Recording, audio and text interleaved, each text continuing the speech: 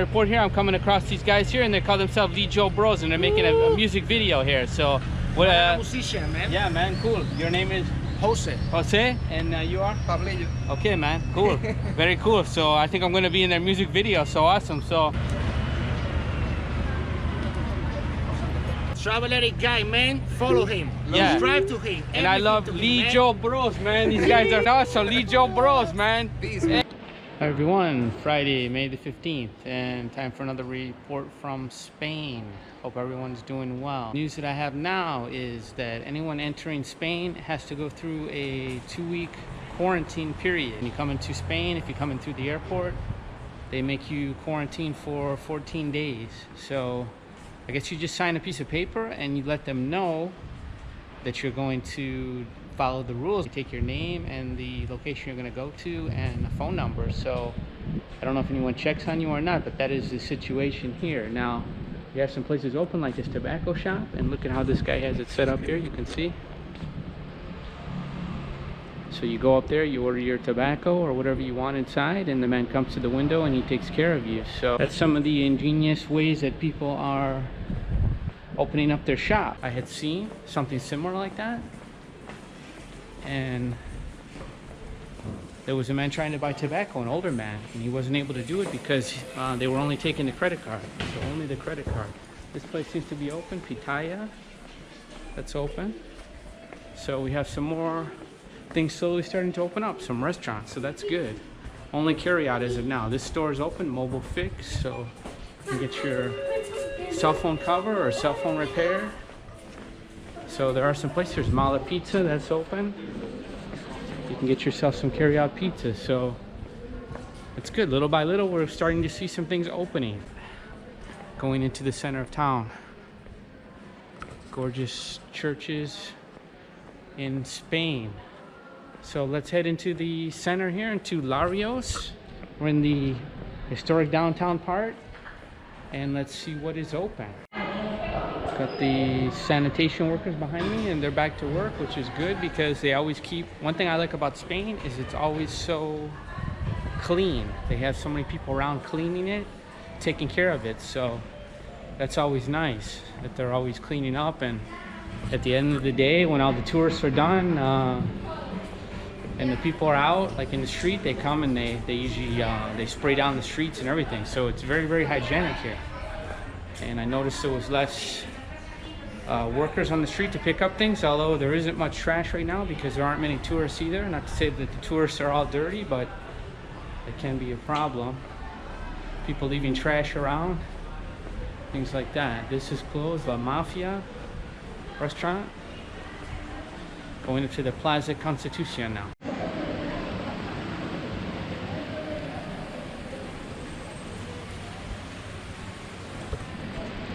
Okay, so we got this pharmacy open, and it's just around 8 o'clock now. I think it's just about that time where I'm here a few minutes early. Normally I go to get my coffee, and then I go out for my little evening stroll because you're allowed to go out between 8 and 11 only still now in Malaga. So that's, and I think in all of Spain that's how it is.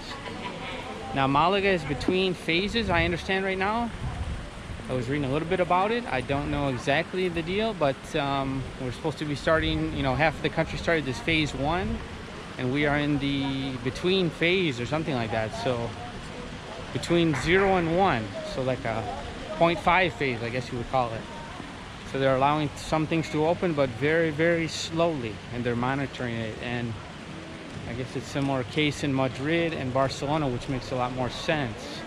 This is open here. It's La Canasta, which is a place that sells bread and sweets.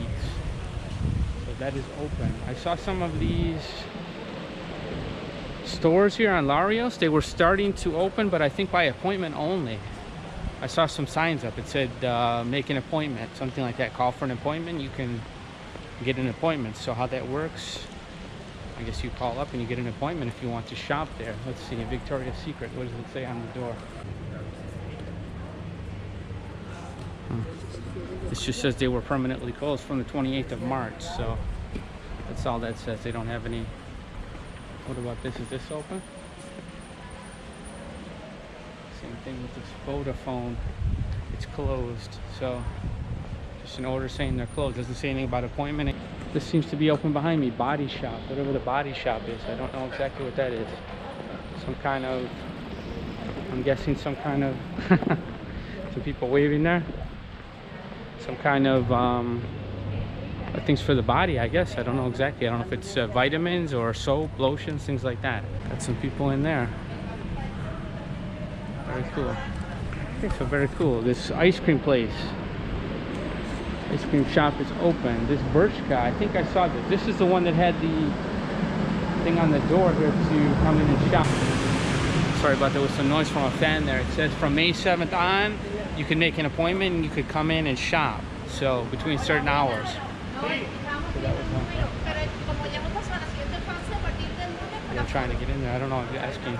So it looks like there's someone in there working. You can actually get an appointment to go in there. So things are slowly starting to reopen. Slowly, but very, very slowly. I was thinking a little bit about this whole thing, this whole pandemic, and as you have a lot of time to think about this, your thoughts and everything, and you start to think about the world and things like that. And one thing I thought about is that every species has a predator normally, and maybe this will be a little bit controversial, these thoughts, but I mean, you go all the way. There's a lion, wolves, they're predators. So I mean, every species of animal has a predator, and humans or mankind really doesn't have a predator. Well, at least maybe that's what we thought, but I think we're starting to see that there are some things that are predators for humans as well, and maybe it's a virus. And I had some thoughts about that as well, because everyone says as well it's the dinosaurs were knocked out by an asteroid, and it very well could be, or a meteor hitting the Earth, which is another thing we have to worry about in this cosmic universe that we live in. But it's a possibility that a virus, something so tiny, a virus, could have done damage to the dinosaurs. And you think about, I think about back to the Orson Welles and the War of the Worlds. And he talked about a scenario where aliens invaded the planet and we had no way to stop them. But the way that they died is because they weren't immune to microbes here on Earth. So it's just something we have to consider. And we have to be careful also, because going into space now, going into other worlds, what are we going to encounter? What are we going to encounter? Could we encounter a small tiny virus like this? Someone brings it back to Earth, for example. I mean, what could it do? Could it wipe out our whole species? So it's just things that we need to consider. And I think that for us to think that we're so mighty and powerful, maybe this is a reality check. Maybe it's a reality check for all of us. And some people have said that it's given pause to people thinking about they need to care for the Earth more. And as of now, a lot of the species are coming back without the humans being so invasive everywhere. So something maybe we have to think about, something we have to consider. So you can see here that some things are open, but not that many, really. Not that many. So it's a very, very slow grind.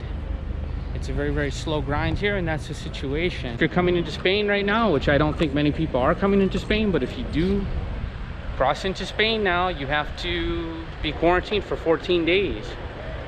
And they put that into place. So now they had done something like that with France, because France is a close border, and France, before that, they did not have this if you crossed into France from Spain.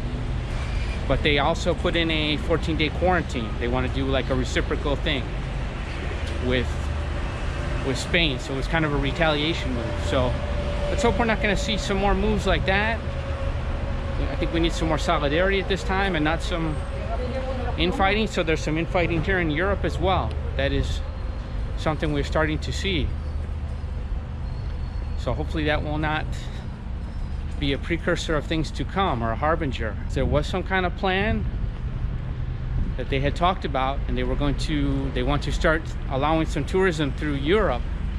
But the plan was that they're going to allow only the tourism between the countries that have the virus pretty much under control. So for instance, if you have a country with a low death rate or infection rate like Germany, and they were talking about having Germany and Austria having like a corridor, a green path they call it, or a green corridor in between these places. So that was one of the options that they were discussing. So these are possibilities. These are possibilities going forward. And Italy had heard about this and they weren't happy with it. So they had actually threatened to leave the European Union if that happens. So we'll see going forward what happens. So that's the situation. That's the report here today from Spain, from Malaga. And I'm also looking forward to getting out to do some more traveling. I cannot wait for that.